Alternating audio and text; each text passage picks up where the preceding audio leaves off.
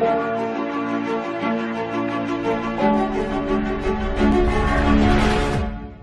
को, तेरी कुव्वत को, तेरी ताकत को और तेरे मसा को मांग लेता हूँ। और बाप तेरी मिन्नत करता हूँ कि तू हम सबको ले, हमें छू और पाक कर, एक दिल, एक ख्याल, एक सोच और एक रूह में बांध, ताकि हम सब एक दिल, एक ख्याल, एक सोच और एक रूह होकर खुदाम तेरी तारीफ, तेरी प्रस्तिश, तेरी इबादत और तेरी हमदो सना कर सकें, ताकि आज की सारी इबादत से खुदावंद तेरे ही नाम को इज्जत और जलाल मिले।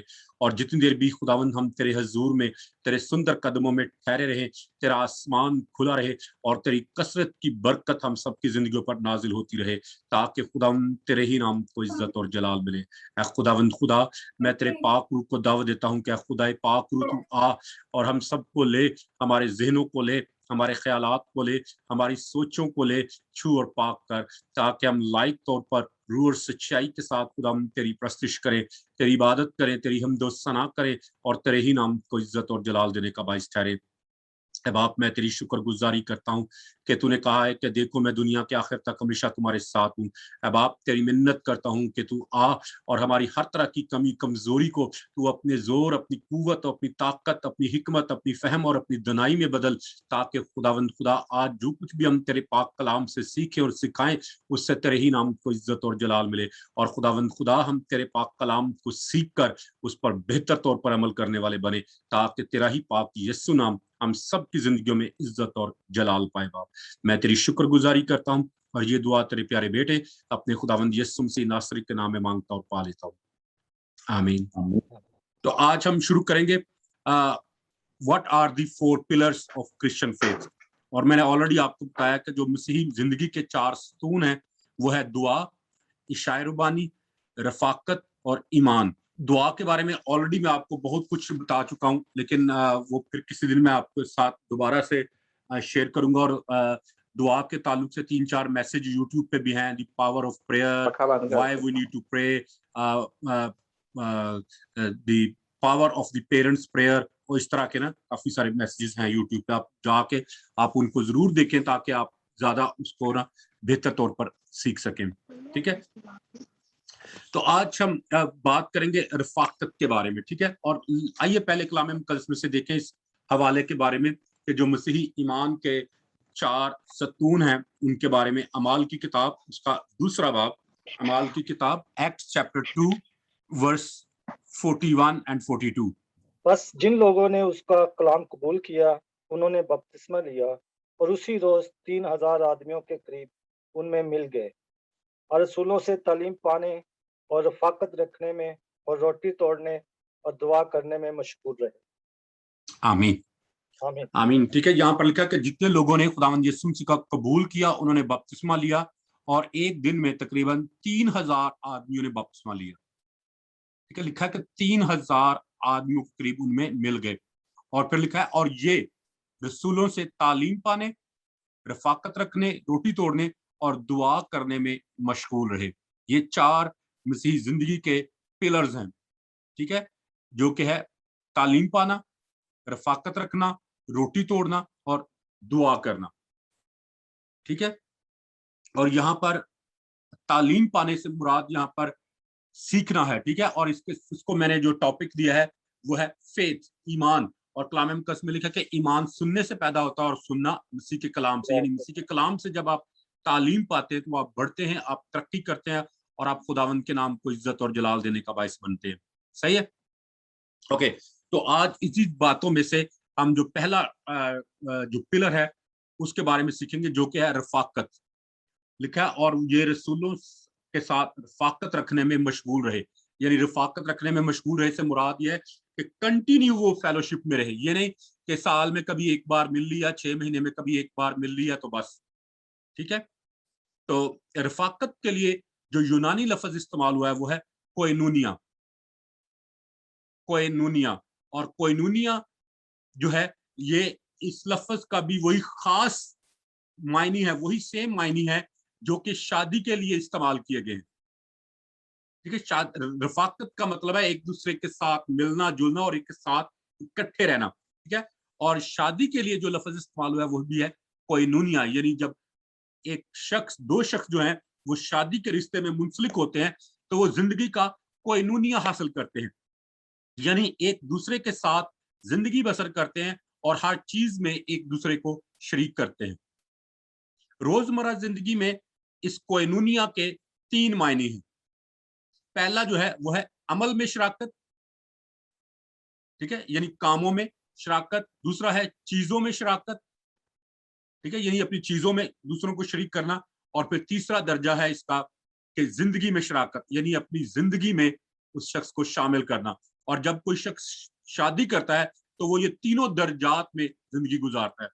वो अपने जीवन साथी को अपने कामों में शामिल करता है, अपनी जो कुछ उसके पास चीजें होती हैं उन सब में वो उसको शामिल करता है।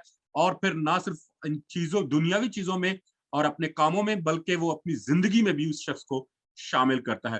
तो इसके लिए इस तीनों लफ्जों को जब यकजा किया जाता है तो ये कोइनूनिया बनता है, जिसको हम उर्दू में रफाकत कहते हैं।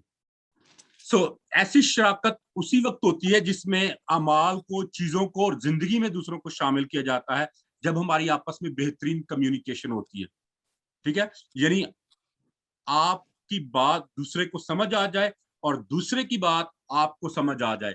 और जब इस तरह की कम्युनिकेशन के हम लहजे पर, लेवल पर पहुंच जाते हैं, तो हम not not only communication but कोइनूनिया को फिर हम कायम करते हैं, ठीक है। और कोइनूनिया का मतलब है रफाकत, मेल मिलाप, संगति।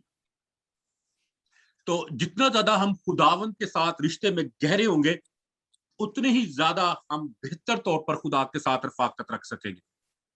और खुदा चाहता है कि हमारा कोइनूनिया खुदा के साथ और इंसानों के साथ कभी कम ना हो, ठीक है। अक्सर लोग जो हम हैं, हम खासतौर पे जो ईमानदार लोग हैं, हम खुदा के साथ तो बहुत ज्यादा वक्त गुजारते हैं, लेकिन ईमानदारों के साथ वक्त नहीं गुजारते। तो या फिर इसका कंप्लीटली उल्ट कर देते हैं हम लोग कि इंसानों के साथ बहुत ज्यादा वक्त गुजारते हैं और खुदा के साथ बिल्कुल ही नहीं गुजारते। सही है। तो इसलिए खुदा चाहता है कि इन दोनों को बैलेंस पे रखा जाए। सही। तो याद रखें, जब हम बेहतरीन कोइनूनिया की हालत में होते हैं तो हम अपनी रूहानियत के हाई दर्जे पर होते हैं, ठीक है। तो आइए जरा चंद लोगों के बारे में देखें कि उनकी जिंदगियों में कोइनूनिया की क्या अहमियत थी, उनका खुदावन के साथ रिश्ता जो है, खुदा के साथ जो लगन है उसकी, खुदा के साथ उनका जो उठना बैठना था वो कैसा था। तो आइए सबसे पहले देखते हैं दाऊद के बारे में। और अगर आपके पास कलाम मुकद्दस है तो आइए मेरे साथ देखें साम 62 वर्स 11। परमेश्वर ने एक बार कहा है और 2 बार मैंने ये सुना है कि समस्त परमेश्वर का है। आमीन। समस्त कुदरत। यहाँ पर लिखा है खुदा ने एक बार फरमाया, मैंने ये 2 बार सुना कि कुदरत खुदा ही की है। याद रखें, यहाँ पर कलाम मुकद्दस में बताता है कि दाऊद जो है वो इस कदर खुदावंत की रफाकत में गहरा था, इस वक्त इस कदर वो खुदावंत के साथ, उसकी रूह के साथ एक रहता था कि वो बयान करता है कि जब खुदावंत एक दफा फरमाता था तो मुझे 2 बार सुनाई देता था। वो कहता है कि खुदा ने एक बार फरमाया और मैंने 2 बार सुना, यानी वो उसकी इको भी सुन सकता था।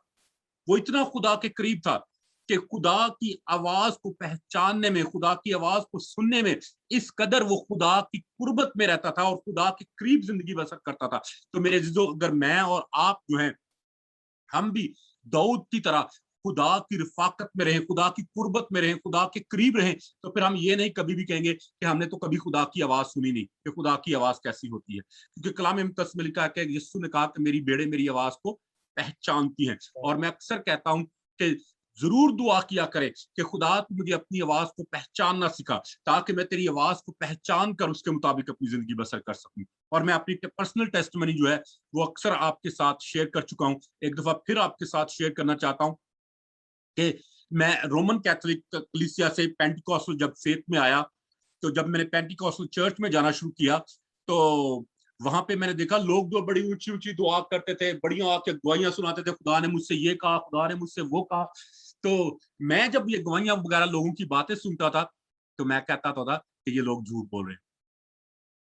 जो भी आके स्टेज पे कहता खुदा ने मुझसे ये कहा, खुदा ने मुझसे ये कहा, तो मैं कहता था कि ये झूठ बोलते हैं, खुदा ने मेरे साथ तो कभी कलाम नहीं किया, मैंने तो कभी सुना नहीं कि खुदा भी बोलता है। तो जब लोग इस तरह की गवाहियां आके चर्च में शेयर करते थे तो मेरे अंदर बड़ा तजस्सुस पैदा होता था, एक ख्वाहिश पैदा होती थी कि काश खुदा कभी मेरे साथ भी बोले, ताकि मैं भी कह सकूं कि हाँ, हमारा खुदा बोलने वाला खुदा है। तो ऐसे ही वक्त गुजरता गया, तो मैं हर रोज जब भी दुआ करता था मैं यही कहता था, खुदा तू मुझसे बोल, खुदा तू मुझसे बोल, खुदा तू मुझसे बोल। तो एक दिन खुदा ने मेरे साथ कलाम किया और खुदा ने मुझसे कहा कि you need to change your prayer, कि तुझे अपनी दुआ को बदलने की जरूरत है। तो मैंने कहा खुदावन वो कैसे? तो खुदावन ने मुझे कहा कि ये दुआ करने की बजाय कि खुदा तू मुझसे बोल, ये दुआ करना शुरू कर कि खुदा तू मुझे अपनी आवाज को पहचानना सिखा, ताकि जब तू मुझसे बोले तो मैं तेरी आवाज को समझ जाऊं, मैं तेरी आवाज को पहचान जाऊं कि ये तेरी ही आवाज है।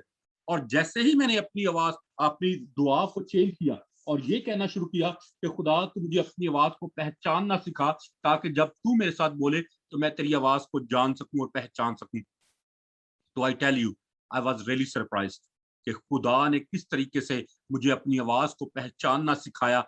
और अब मैं अक्सर ये कहता हूं कि अगर एक कमरे के अंदर 5-10 लोग जो हैं वो ऊंची ऊंची बोल रहे हो और मैं कमरे से बाहर हूं, और खुदा उन 5-10 लोगों के दरमियान में ऊंची आवाज में, जहां पे वो शोर शराबा है, वहां पर अगर बोले और मैं अगर बाहर हूं, तो मैं खुदा की आवाज को पहचान जाऊंगा कि ये वाली आवाज जो थी ये खुदा की थी।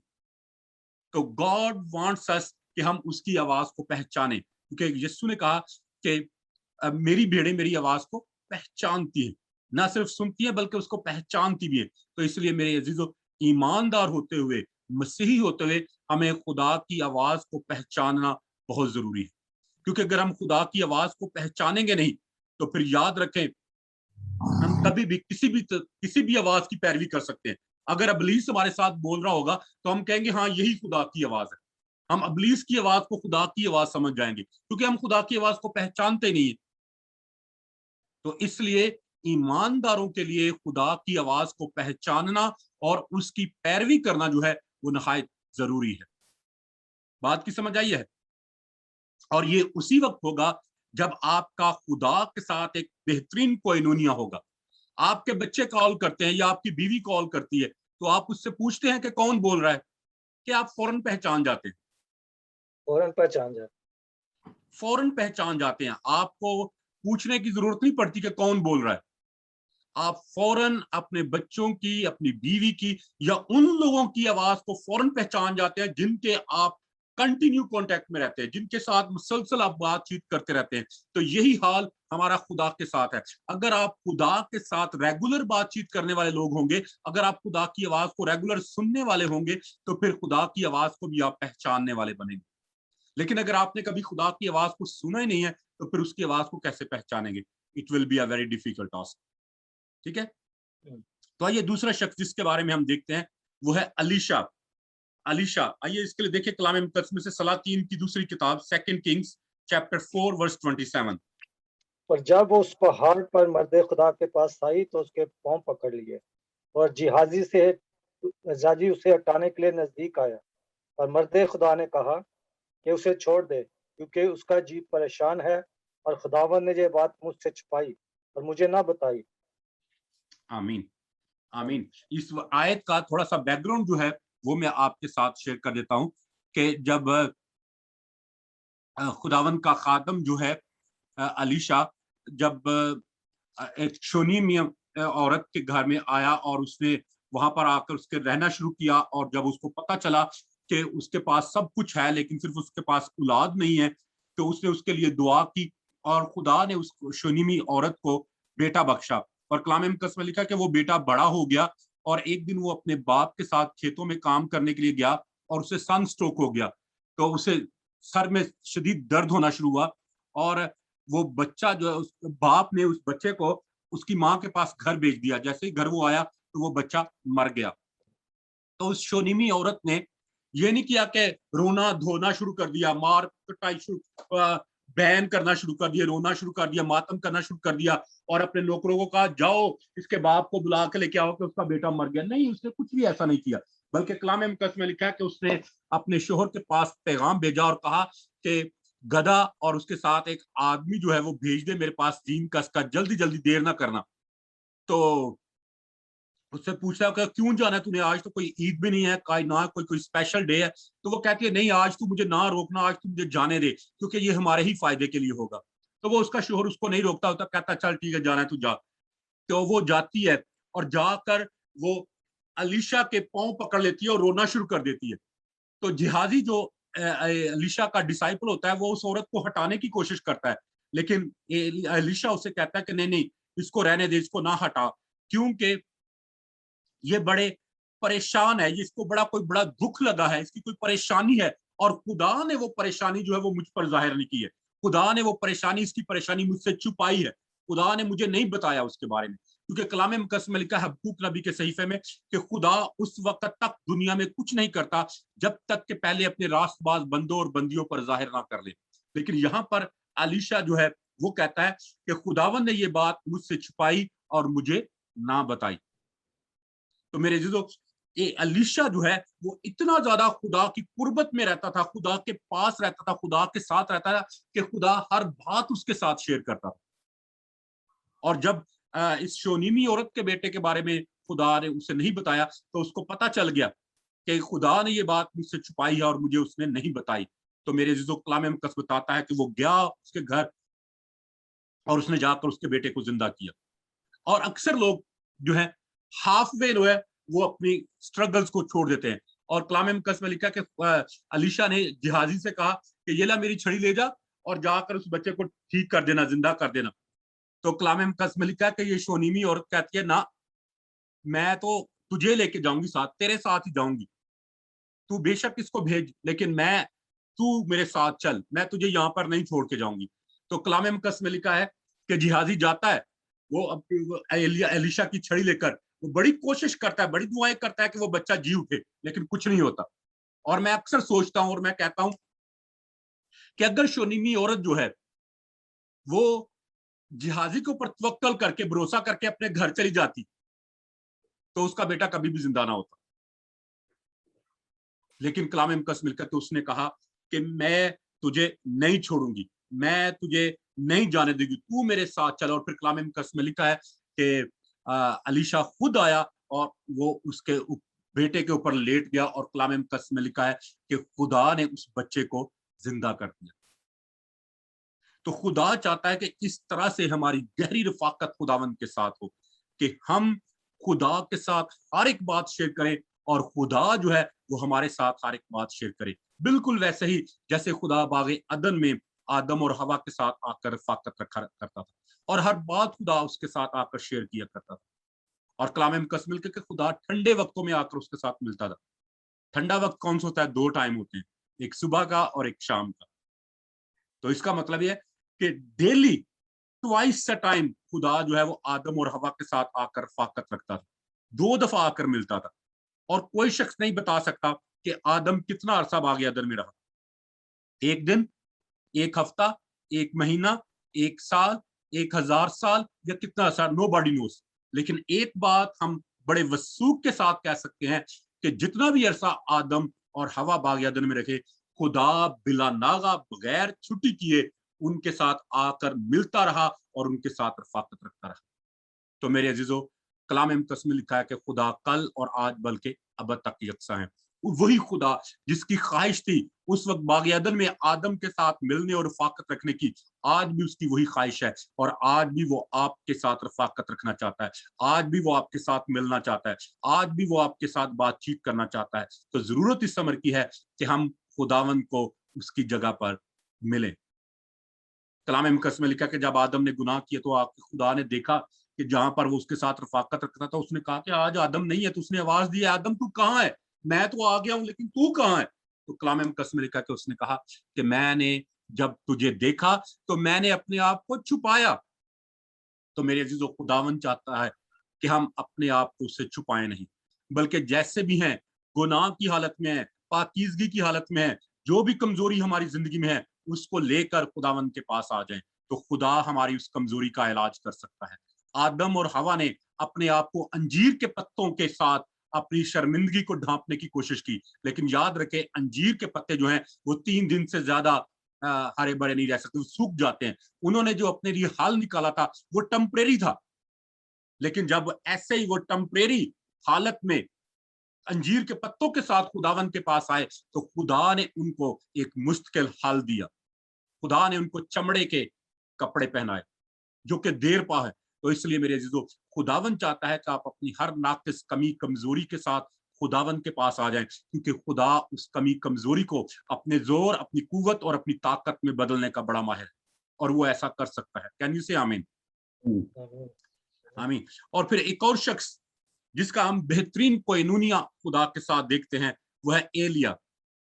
अगर आपके पास कलाम मुकद्दस तो आइए मेरे साथ देखें सलातीन की दूसरी किताब, उसका दूसरा बाब और उसकी 6ठी आयत। बल्कि अच्छा होगा अगर हम पहली आयत से लेकर 6ठी आयत तक, 7वीं आयत तक पढ़ लें। Second Kings chapter 2 verse 1 to 7। और जब खुदावंद एलिया को बगोले में आसमान पर उठा लेने को था तो ऐसा हुआ कि एलिया अलीशा को साथ लेकर जिलजाल से चला। और एलिया ने अलीशा से कहा, तू जरा यहीं ठहर जा, इसलिए कि खुदावंद ने मुझे बैतल को भेजा है। अलीशा ने कहा, खुदावंद की हयात की कसम और तेरी जान की सौगंध, मैं तुझे नहीं छोड़ूंगा। तो वो बैतल को चले गए। और अंबियाजादे जो बैतल में थे अलीशा के पास आकर उससे कहने लगे, क्या तुझे मालूम है कि खुदावंद आज तेरे सर पर से तेरे आका को उठा लेगा? उसने कहा, हाँ मैं जानता हूँ, तुम चुप रहो।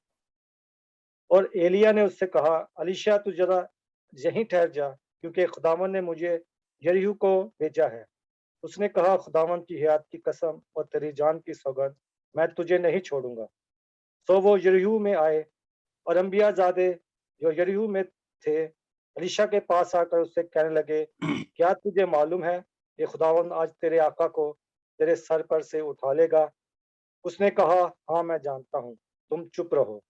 और एलिया ने उससे कहा, तू जरा यहीं ठहर जा, क्योंकि खुदावंद ने मुझको यरदन को भेजा है। उसने कहा, खुदावंद की हयात की कसम और तेरी जान की सौगंध, मैं तुझे नहीं छोड़ूंगा। तो वो दोनों आगे चले। और अंबियाजादों में से 50 आदमी जाकर उनके मुकाबले दूर खड़े हो गए और दोनों यरदन के किनारे खड़े हुए। पाक कलाम के पढ़े जाने पर खुदावंद की बरकत। आमीन। खुदावंद का शुक्र हो। अब यहाँ पर हम एक बेहतरीन कोइनूनिया जो है वो एलिया और अलीशा के दरमियान में देखते हैं। ठीक है, कलाम मुकद्दस में लिखा है कि एलिया को खुदा ने कहा कि मैं तुझे आसमान पर उठा लेने को हूं। तो कलाम मुकद्दस में लिखा है कि उसने कहा कि खुदा ने मुझे भेजा है कि मैं जिलजाल में जाऊं और जब वहां पर जाकर जो अंबियाजादे हैं यानी खुदावंद के नबी हैं और उनके बेटे हैं, उनको जाकर बताऊं कि खुदा मुझे आसमान पर उठा ले जाने को है। तो कलाम मुकद्दस में लिखा है जब एलिया अलीशा को साथ लेकर जिलजाल से चला और बैतेल में पहुंचा, तो वहां पर जो नबी थे उन्होंने एलिया को अलीशा को बताया कि क्या तुझे पता है कि तेरे उस्ताद को खुदा जो है वो जिंदा ही आसमान पर उठा लेगा? तो कहता, हाँ हाँ मुझे पता, तू चुप रहो, तानू दसन नहीं मेरी जरूरत, तू चुप रहो, मैं सब कुछ पता है। तो एलिया उसे कहता है कि अलीशा तू यहीं पे ठहर जा, इन नबियों के साथ ही ठहर जा जरा, क्योंकि खुदा ने मुझे अब यरीहो को भेजा है और मैं जरा यरीहो से होके आता हूँ। तो वो कहता है, ना मैं तो नहीं तुझे छोड़ूंगा, तेरी खुदावंद की हयात की कसम और तेरी जान की सौगंध, मैं तुझे नहीं छोड़ूंगा। वो कहता है चाहे जो कुछ मर्जी हो, जो मैंने नहीं रहना यहाँ पर, मैं तेरे साथ ही जाऊंगा। और फिर कहता चल ठीक है आ जा तू। वो उसको यरीहो ले जाता है और यरीहो जाकर वो अंबियाजादों को बताता है कि खुदा मुझे जिंदा ही आसमान पर उठा लेने को है। तो वहां के जो अंबियाजादे होते हैं वो कहते हैं उसको कि अलीशा को आप कहते हैं, वही तुझे पता है कि खुदा तेरे उस्ताद को जिंदा ही आसमान पे उठा ले जाने को है? तो कहता हाँ हाँ मुझे पता, तू ही चुप रहो, तानू दसन की मेरी जरूरत कोई नहीं, मुझे पता है, ऑलरेडी सब कुछ मुझे पता है। तो फिर एलिया जो है आके उसे फिर कहता है कि अलीशा खुदा ने मुझे यरदन को भेजा है, तो तू यही यरीहो में ही इन अंबियाजादों के साथ ठहर जा। तो वो कहता ना ना ऐसे हो ही सकता, मैं तो ऐसा नहीं करूंगा, खुदावन की हयात की कसम और तेरी जान की सौगंध, मैं तुझे नहीं छोड़ूंगा, तू जहां जाएगा मैं वहीं पे जाऊंगा, मैं तेरे साथ साथ ही रहूंगा। तो वो फिर कहता चल ठीक है आ जा, कोई गल नहीं, फिर चल फिर यरदन चलिए।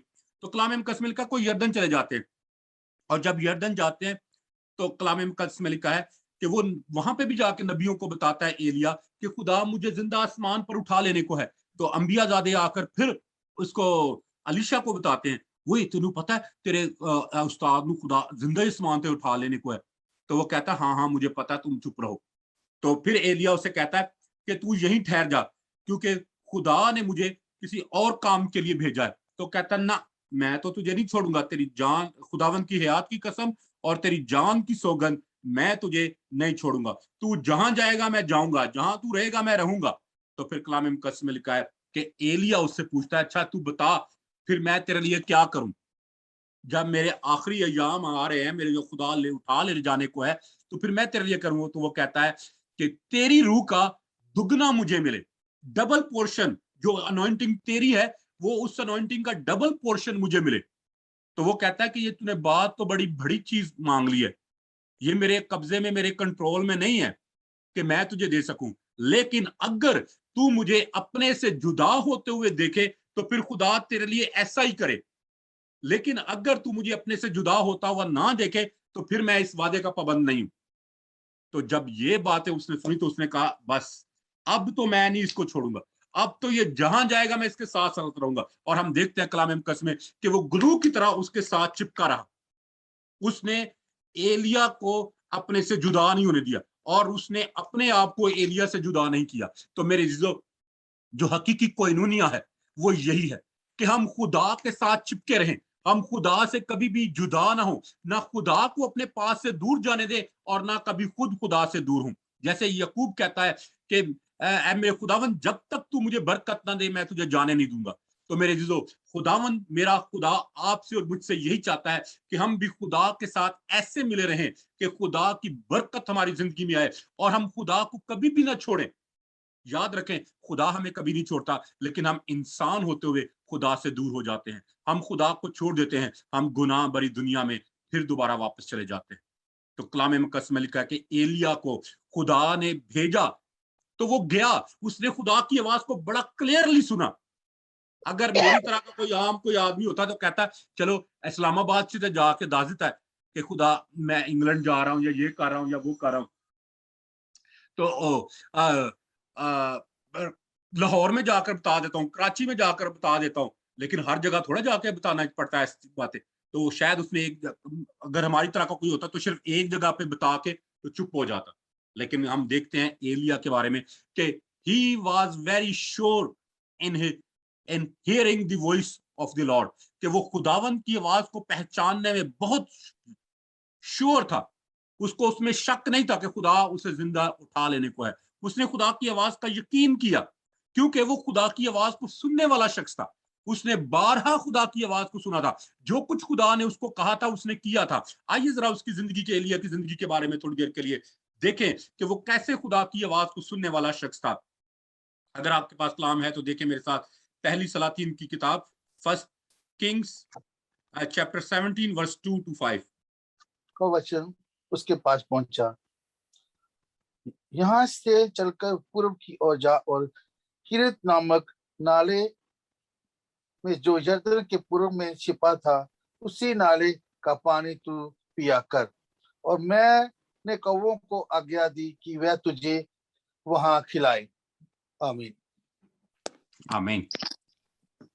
लिखा यहाँ पर, और खुदावन का ये कलाम उस पर नाजिल हुआ, यानी एलिया पर नाजिल हुआ, ठीक है, कि यहां से चल दे, यानी यहां से चला जा और मशरिक की तरफ अपना रुख कर और क्रीत के नाले के पास जो यरदन के सामने है जा छिप, यानी वहां पर जाकर खुदा ने कहा कि जाकर छुप जा, और तू उसी नाले में से पीना, और मैंने कौवों को हुक्म दिया है कि वो तेरी परवरिश करें। सो उसने जाकर खुदावन के कलाम के मुताबिक किया। सो खुदा ने उसे कहा कि तू यहां से चला जा, तो वो चला गया। उसने कहा क्रीत के नाले के पास चला जा, तो वहीं पे चला गया। उसने कहा कि कौवे तुझे खाना खिलाएंगे, तो उसने यकीन कर लिया। कभी देखा कौवे किसी को खिलाते हुए? कभी नहीं। कौवे तो हाथ के में से छीन के ले जाते हैं। अगर कौवे आपके हाथ में कुछ चीज देख ले खाने वाली, तो वो आपके हाथ से स्नैच करके ले जाएंगे। लेकिन यहां पर देखें कि खुदा ने उसे कहा कि कौवों को मैंने हुक्म दिया कि वो तेरी परवरिश करें, तो उसने यकीन किया। इतनी ज्यादा वो शोर था खुदा की आवाज को सुनने में। और फिर हम देखते हैं कि खुदा ने एलिया से कहा कि तू सारपत की बेवा के पास जा, तो वो तेरी परवरिश करेगी। तो उसने खुदा के कलाम का यकीन किया। और आइए इसके लिए देखें कलाम मुकद्दस में से पहली सलातीन की किताब, उसका 17वां बाब और उसकी 8वीं और 9वीं आयत, यही चैप्टर यही हवाला और उसकी वर्स 8 और 9। फर्स्ट किंग्स चैप्टर 17 वर्स 8 और 9। तब खुदावन का ये कलाम उस पर नाजिल हुआ कि उठ और सैदा के सारपट को जा और वहीं रह। देख, मैंने एक बेवा को हुक्म दिया है कि तेरी परवरिश करे। तो वो उठकर सारपट को गया, और जब वो शहर के फाटक पर पहुंचा तो देखा कि एक बेवा वहां लकड़ियां चुन रही है। तो उसने उसे पुकार कर कहा, जरा मुझे थोड़ा सा पानी किसी बर्तन में ला दे कि मैं पीऊं। और जब वो लेने चली तो उसने पुकार कर कहा, जरा अपने हाथ में एक टुकड़ा रोटी मेरे वास्ते लेती आना। आमीन। आमीन। आमीन। यहाँ पर देखिए कलाम मुकद्दस में लिखा है कि तब खुदा का कलाम उस पर नाजिल हुआ कि उठ और सैदा के सारपत को जा और वहीं रह। पहले खुदा ने उससे कहा कि नाले के खरीद के नाले के पास चला जा, और वो वहां पर चला गया। वहां पर जब रहता रहा और जब उसने देखा कि वहां पर पानी भी सूख गया है और कलाम मुकद्दस में के कव्वे जो है उसके लिए वहां पर गोश्त और रोटी लेकर आते थे। इम्पॉसिबल काम कव्वों से खुदा ने करवाया, ठीक है। और फिर खुदा ने उसे कहा, अच्छा यहाँ से तू चला जा और सारपत को जा, सैदा के सारपत को जा और वहीं रह। तो कलाम मुकद्दस में लिखा कि वो खुदा की आवाज को सुनने वाला शख्स था और वो चला गया। और उसने खुदा ने उससे कहा कि मैंने एक बेवा को हुक्म दिया है कि वो तेरी परवरिश करे। आपको पता है कि बेवा को खुद मदद की जरूरत होती है, ठीक है। और मैं अक्सर जब भी कभी इस हवाले को पढ़ता हूँ और जब इस बेवा की जिंदगी को देखता हूँ तो really I impress with it. यहाँ पर कलाम मुकद्दस में लिखा कि वो बेवा के पास जाता है, उसको देखता है तो उसको कहता है कि मेरे लिए जब आएगी ना थोड़ा सा पानी और मेरे लिए एक टिकिया एक रोटी भी बनाती है मेरे लिए ले आना। तो वो कहती है, बेवा जो कहती है भाई साढ़े को तो इतना कुछ नहीं कार, साढ़े को थोड़ा जिहा आटा है, ठीक है, ते थोड़ा जिहा कुप्पी दे विच तेल है, बस मैं ते मेरा पुत्र पकावांगे खावांगे ते फिर असीं मर जावांगे। अगर देखें मैं बल्कि इस आयत को पढ़ देता हूँ 11वीं आयत से। और जब वो लेने चली तो उसने पुकार कर कहा, जरा अपने हाथ में एक टुकड़ा रोटी मेरे वास्ते लेती आना। उसने कहा, खुदावन तेरे खुदा की हयात की कसम, मेरे यहाँ रोटी नहीं, सिर्फ मुट्ठी भर आटा एक मटके में और थोड़ा सा तेल एक कुप्पी में है। और देख मैं एक लकड़ियां चुन रही हूं ताकि घर जाकर अपने और अपने बेटे के लिए उसे पकाऊं और हम उसे खाएं और फिर मर जाएं। ठीक है, उसके पास कोई उम्मीद नहीं है, लेकिन क्या कहता है नबी, उसे कहता है कि पहले तू अपना भूल जा, अपने बेटे को भी भूल जा, पहले तू रोटी मेरे लिए बना के ले आ। ठीक है, और मैं कहता हूँ आज के दौर, आज के दौर की वहां पे वो औरत होती ना, बेवा होती आज के दौर की, तो जुत्ती ला लेंदी ते कहंदी इधर आना, पहले मैं तेन रोटी खवावा, मैं ते मेरा पुत्र दा अपने मैं ख्याल ना कर, अपने घर का ख्याल ना कर, रोटी खवा देवा। तो यहाँ पर कलाम मुकद्दस बयान करता है कि ये औरत जो है ये एक नबी की बेवा थी, इसका शोहर एक नबी था, ये खुदा तरस औरत थी, खुदा का कलाम सुनने वाली और खुदा के कलाम पर अमल करने वाली औरत थी, एक ईमानदार औरत थी। और जब उसके पास खुदा का खादम आया तो फिर उसने अपनी जात के बारे में नहीं सोचा, उसने अपनी औलाद के बारे में नहीं सोचा, बल्कि उसने खुदा और उसके कलाम और उसके बंदे के बारे में सोचा। तो इसलिए मेरे अजीजों, खुदा चाहता है कि हम अपनी चीजों के लिए ख्वाहिश ना करें, बल्कि खुदा के लिए, दूसरों के लिए कुछ करने की ख्वाहिश रखें। जब ऐसा होगा तो फिर खुदा जो कुछ हमारे पास है उसको कसरत के साथ बरकत देगा। और आप सब इस कहानी का एंड जानते हैं कि जब इस औरत ने खुदावन के खादिम को लाकर रोटी खिलाई और तो पानी उसको पिलाया, तो कलाम मुकद्दस में लिखा कि उसके घर में से ना तो आटा खत्म हुआ और ना ही तेल उसके घर से खत्म हुआ। तो मेरे अजीजों, खुदावन चाहता है कि मैं और आप भी एलिया की तरह आवाज को सुनने वाले शख्स बने, सुनने वाले लोग बने, ताकि जो कुछ खुदावन हमसे कहे हम वही करें। और फिर आप जानते हैं कि एलिया इतना खुदा की आवाज को सुनने वाला शख्स था कि खुदा ने उसे कहा कि जा और जाकर अखीयब को कह कि 3 साल तक बिल्कुल बारिश नहीं होगी।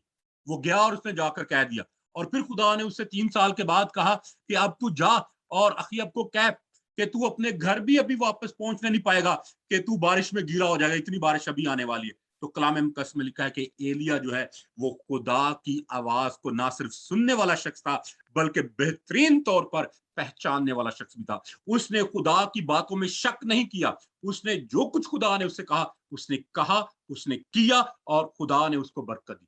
तो इसी तरह से मेरे अजीजों, अगर मैं और आप भी खुदा की आवाज को सुनने वाले लोग बन जाए, खुदा की आवाज को पहचानने वाले लोग बन जाए और वही कुछ करें जो खुदा हमें करने के लिए कहता है, तो हमारी भी जिंदगियां जो हैं वो दाऊद की तरह, एलिया की तरह, अलीशा की तरह जलाली जिंदगियां बन सकती हैं। कैन यू से आमीन? आमीन। फिर एक और शख्स हम देखते हैं जिसका बेहतरीन कोइनूनिया खुदा के साथ था, वो है अब्राहम। और कलाम मुकद्दस में लिखा है कि अब्राहम जो है वो खुदा की आवाज को बेहतरीन तौर पर पहचानने वाला शख्स था। खुदा ने उससे कहा कि अपने रिश्तेदारों को, नातेदारों को, सबको छोड़कर उस मुल्क में चला जा जो मैं तुझे दिखाऊंगा। तो उसने सब कुछ छोड़ दिया और वो चला गया। फिर खुदा ने उससे कहा कि मैं तुझे औलाद दूंगा, उसने यकीन किया। कलाम मुकद्दस में लिखा है कि खुदा ने उसको औलाद दी और फिर उसने कहा कि अब इस औलाद को मेरी खातिर कुर्बान कर दे। तो वो उसके लिए भी तैयार हो गया, ठीक है। और फिर खुदा जब सदूम और अमूरा को हलाक करने को था, तो कलाम मुकद्दस में लिखा कि अब्राहम कहता है कि मैंने खुदा से बात करने की जुर्रत की, मैंने खुदा के साथ बात करने की दिलेरी की। आइए जरा इस दिलेरी को पढ़े कलाम मुकद्दस में से। पैदाइश की किताब उसका 18वां बाब, Genesis chapter 18 verse 26। The Lord said, "If I find 50 righteous people in the city of Sodom, I will spare the whole place for their sake." Then Abraham spoke up again. "Now that I have been so bold as to speak to the Lord, though I am nothing but dust and ashes, what if the number of righteous is 5 less than 50? Will you destroy the whole city for the lack of 5 people? If I find 45 there," he said, "I will not destroy it." Once again he spoke to him. "What if only 40 are found there?" He said, "For the sake of 40, I will not do it." Then he said, "May the Lord not be angry, but let me speak. What if only 30 can be found there?" He answered, "I will not do it if I find 30 there." Now that I have been so bold to speak to the Lord, what if only 20 can be found there? He said, "For the sake of 20, I will not destroy it." Then he said, "May the Lord not be angry, but let me speak just once more. What if only 10 can be found there?" He answered, "For the sake of 10, I will not destroy it." When the Lord had finished speaking with Abraham, he left, and Abraham returned home. Amen. Amen. यहाँ पर लिखा है कलाम मुकद्दस में कि Abraham कहता है कि मैंने खुदा से बात करने की जुर्रत की। जब खुदा सदूम और अमूरा को हलाक करने को था, तो अब्राहम ने कहा, क्या खुदावंद अगर वहां पर 50 रास्तबाज मिले तो क्या 50 रास्तबाजों को भी तू गुनहगारों के साथ बराबर कर देगा और उनको भी साथ ही हलाक करेगा? खुदा ने उससे कहा, अगर 50 वहां पर मिले तो मैं उन 50 की खातिर दोनों पूरे शहरों को छोड़ दूंगा। तो उसने कहा, खुदावंद शायद 50 में से 5 कम हो, 45 हो। तो खुदा ने कहा 45 की खातिर भी मैं दोनों शहरों को छोड़ दूंगा। फिर कहता है शायद वहां पर 40 हो, खुदा कहता है 40 की खातिर भी मैं छोड़ दूंगा। फिर वो कहता है कि शायद वहां पर 30 हो, कहता है खुदा कि मैं चलो 30 की खातिर भी सारे शहरों को छोड़ दूंगा। फिर कहता है कि अगर वहां पर शायद खुदावन 20 हो, तो खुदावन कहता है कि मैं 20 की खातिर भी छोड़ दूंगा। फिर वो कहता है कि शायद खुदावन वहां पर 10 मिले, तो कहता है कि खुदावन मैं उन 10 की खातिर भी उन दोनों शहरों को नीच नहीं करूंगा। और मैं अक्सर कहता हूं कि अब्राहम खुदा को 50 से 10 पर ले आया, 50 से 10 पर ले आया। इतनी जुर्रत कभी किसी में नहीं होगी। अगर आज किसी दुकानदार के पास जाए ना और वो कहे कि आप उससे पूछे जी भाई ये शूज कितने के हैं, वो कहे कि 50 पाउंड के हैं, आप उसे कहे कि नहीं 45 ले ले, तो वो कहे कि चलो 45 आप दे दो, ठीक है। फिर आप कहे नहीं 40 लगा लो यार, तो वो कहे चलो यार आपकी खातिर 40 ठीक है। नहीं, आप फिर कहे नहीं 40 नहीं, 40 भी बहुत एक्सपेंसिव है, आप 30 पाउंड लगा लो। तो क्या ख्याल है, वो मान जाएगा? वो कहेगा कि नहीं इसको नहीं चाहिए, चल भाग मेरी दुकान में से निकल पाए। वो आपको बुरा भला कह के आपको अपनी दुकान से भगा देगा। लेकिन यहां पर हम देखते हैं कि अब्राहम ने खुदा से बात करने की जुर्रत की और खुदा को वो 50 से 10 पे ले आया। और मैं अक्सर कहता हूं कि काश अब्राहम जो है एक बार और जुर्रत करता और कहता कि खुदावंद शायद वहां पर 5 रास्तबाज मिले, तो खुदा कहता कि मैं उन 5 की खातिर दोनों शहरों को बख्श दूंगा। तो वहां पर 5 रास्तबाज उसको जरूर मिल जाते, एक लूत, एक उसकी बीवी और 2 उसकी बेटियां, और उसके दामादों ने कलाम मुकद्दस में लिखा है कि उसके ऊपर भरोसा नहीं किया। तो अगर वो बातचीत करता खुदा के साथ, तो शायद खुदा उससे और कम नीचे आ जाता। तो इसलिए कहते हैं कि दुआ करना कभी भी ना छोड़े, इंटरसेशन करना, शिफायत करना कभी भी ना छोड़े। क्या पता कब किस वक्त खुदा अपना इरादा बदले। सही है, बात की समझ आई है यहाँ पर कि अब्राहम जो है वो खुदा की आवाज को सुनने वाला और पहचानने वाला शख्स था। और इसका एक और पहलू जो है, खुदा ने अब्राहम से कहा कि तू जा और जाकर अपने बेटे को कुर्बान कर दे मेरी खातिर। ठीक है, तो अब्राहम कलाम मुकद्दस में लिखा कि सब कुछ तैयारी करके, फुल तैयारी के साथ वो पहाड़ पर पहुंच गया। उसने अपने बेटे को बांध दिया और उसको लकड़ियों के ऊपर लटा दिया और छुरा अपने हाथ में पकड़ लिया। और जैसे ही वो छुरा चलाने लगा, तो खुदा ने उसे कहा कि अब्राहम ठहर जा, कि इस बेटे को कुर्बान ना कर। तो अब्राहम रुक गया वहीं पे। और अगर मैं और आप वहां पर होते जो खुदा की आवाज को नहीं पहचानते, तो शायद हम अपने बेटे का गला काट देते। हम कहते हैं कि नहीं, खुदा ने तो हमें भेजा है कि जाकर उसको कुर्बान कर, और अब शैतान आ गया जो कह रहा है कि ना कर। और हम खुदा की आवाज को ना पहचान कर अपने बेटे की जिंदगी से हाथ धो बैठते। लेकिन कलाम मुकद्दस बयान करता है कि अब्राहम खुदा की आवाज को पहचानने वाला शख्स था। वो खुदा की आवाज को जानता था। जब खुदा ने उसे कहा रुक जा, तो वो रुक गया। जब खुदा ने उसे कहा कुर्बान करने के लिए चला जा, तो वो चला गया। तो इसलिए मेरे अजीजों, खुदा मुझसे और आपसे भी ये चाहता है कि हम खुदा के साथ एक बेहतरीन कोइनूनिया रखें, बेहतरीन रफाकत उसके साथ रखें, ताकि हमारा खुदा के साथ रिश्ता जो है वो इतना मजबूत हो कि खुदा जब हमें कोई बात कहे तो हम फौरन उसको समझ जाएं। और आपने देखा होगा कि जब हस्बैंड और वाइफ बहुत सारे साल इकट्ठे जिंदगी के गुजारते हैं, तो वो एक दूसरे के इशारों में बात को समझ जाते हैं। तो इसी तरह का कोइनूनिया जो है वो खुदा हम में चाहता है कि हमारे और खुदा के दरमियान में ऐसा कोइनूनिया हो कि हम खुदा की बात को इशारों में समझ जाएं। कैन यू से आमीन? आमीन। फिर एक और शख्स जो खुदा के साथ नहायत गहरे कोइनूनिया में रहता था, वो था शमाउन।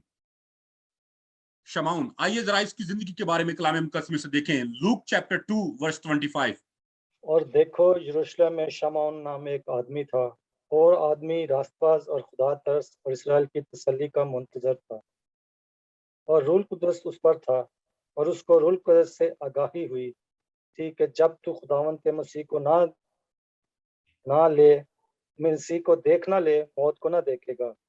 वो रूह की हदायत से हैकल में आया, और जिस वक्त माँ बाप उस लड़के यीशु को अंदर लाए ताकि उसके लिए शरीयत के दस्तूर पर अमल करें, तो उसने अपनी गोद में लिया और खुदा की हमद करके कहा, ए मालिक, अब तू अपने खादम को अपने कौल के मुआफिक सलामती से रुखसत करता है, क्योंकि मेरी आंखों ने तेरी नजात देख ली है, जो तूने सब उम्मतों के रूबरू तैयार की है, ताकि गैर कौमों को रोशनी देने वाला नूर और तेरी उम्मत इसराइल का जलाल बने।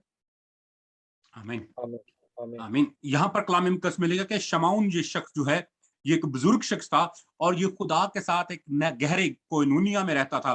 खुदा के पाक रूह ने उसे कहा था कि तू उस वक्त तक नहीं मरेगा जब तक कि तू खुदा की निजात को ना देख ले। तो कलाम मुकद्दस में लिखा है कि खुदा ने उससे कहा कि तू हैकल में जा, और वो हैकल में चला गया।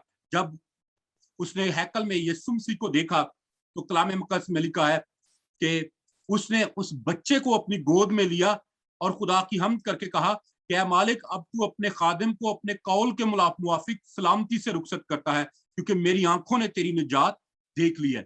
वो एक छोटे से बच्चे को देखकर यकीन कर लेता है कि ये बनी नौ इंसान की रिहाई का मुनज्जी बनकर आया है ये बच्चा, और यही को रिहाई देगा। तो वो कहता है कि खुदा, अब तू बेशक मुझे मौत दे दे, अब तू मुझे सलामती के साथ रुखसत कर, अब मुझे तू उठा ले, क्योंकि वो खुदा की आवाज को पहचानने सुनने वाला शख्स था। तो मेरे अजीजों, अगर मैं और आप भी इन लोगों की तरह खुदावंद के साथ गहरे कोइनूनिया में जिंदगी बसर करें, तो फिर मेरे अजीजों, हम भी इनकी तरह एक जलाली और बाबरकत जिंदगी गुजार सकते हैं।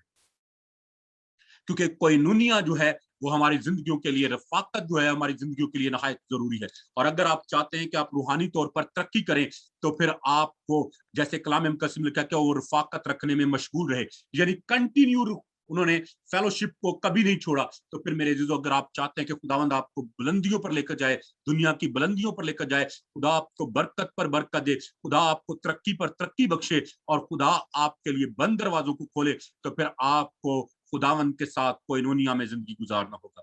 ना सिर्फ खुदा के साथ बल्कि इंसानों के साथ भी। जैसे एलिया और अलीशा के दरमियान एक एक्सीलेंट कोइनोनिया था, तो ऐसे ही मेरे अजीजों खुदा चाहता है कि ना सिर्फ हम खुदा के साथ एक दिल, एक ख्याल, एक सोच और एक रूह होकर जिंदगी बसर करें, बल्कि अपने दूसरे ईमानदार बहन भाइयों के साथ भी एक दिल, एक ख्याल, एक सोच और एक रूह होकर अपनी जिंदगी बसर करें, ताकि उससे खुदावंद के नाम को इज्जत और जलाल मिले।